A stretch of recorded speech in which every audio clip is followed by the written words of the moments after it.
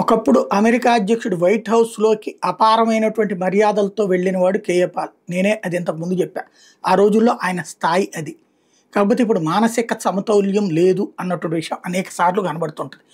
ఆ రోజుల్లో ఏంటంటే ఒక దేశాలతో జరిగినటువంటి వార్ల సందర్భంలో అమెరికా అనేక ఎదురు దెబ్బలు తిన్నటువంటి సందర్భంలో ఒక దేశానికి సంబంధించినటువంటి ప్రతినిధులు ఆ రోజున చివరికి వాళ్ళు అమెరికాతో ర్యాపో మెయింటైన్ చేసుకోవాలనుకుంటున్నారు.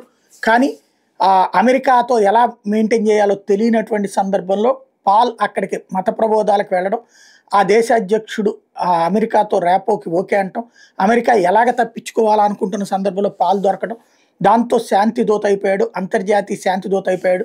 అనేక సార్లు నడిచిన మాట వాస్తవం. అయితే ఆ తర్వాతన తను చేసినటువంటి ఆర్థికపరమైన వ్యవహారాలతో అతన్ని పక్కన పెట్టడంతో ఆ రోజు నుండి మానసికంగా సమతౌల్యం లోపించి తనేం మాట్లాడుతుంటాడు చెప్పడం, అంటే మానసిక సమతౌల్యం అంటే కంట్రోల్ ఉండదు, ఏదేదో చెప్పేస్తుంటాడు.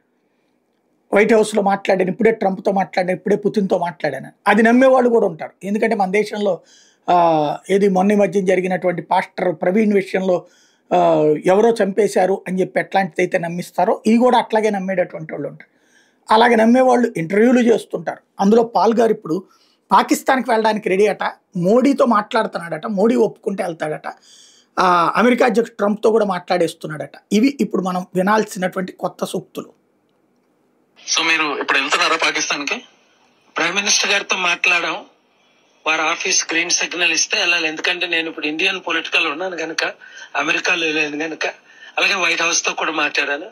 సో దాన్ని బట్టి ఇక్కడ పరిస్థితులు బట్టి నేను వెళ్ళే అవకాశాలు ఉన్నాయి.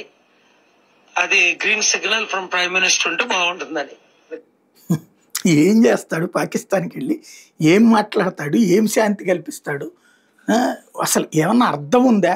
మాట్లాడుతున్నాడు, మనం నమ్ముతున్నాం, నమ్మేటటువంటి వాళ్ళు ఉన్నారు. ఎట్లాంటి వాడు, ఆయన పేరేంది, కైలాసమే పెట్టేసినటువంటి ఓ స్వామీజీ గారు కూడా ఉన్నారు కదా, ఆయన్ని నమ్ముతున్నప్పుడు ప్రపంచంలో ఇట్లాంటి వాళ్ళు కూడా ఇట్లాంటి వాళ్ళు ఉంటారు, ఇట్లాంటి వాళ్ళని నమ్మేవాళ్ళు ఉంటారు. ఇది ఎంతవరకు ఒక మతమే కాదు అన్ని మతాల్లో కూడా ఉంటారన్నటువంటి విషయాన్ని నిరూపిస్తున్నారు ఇక్కడ.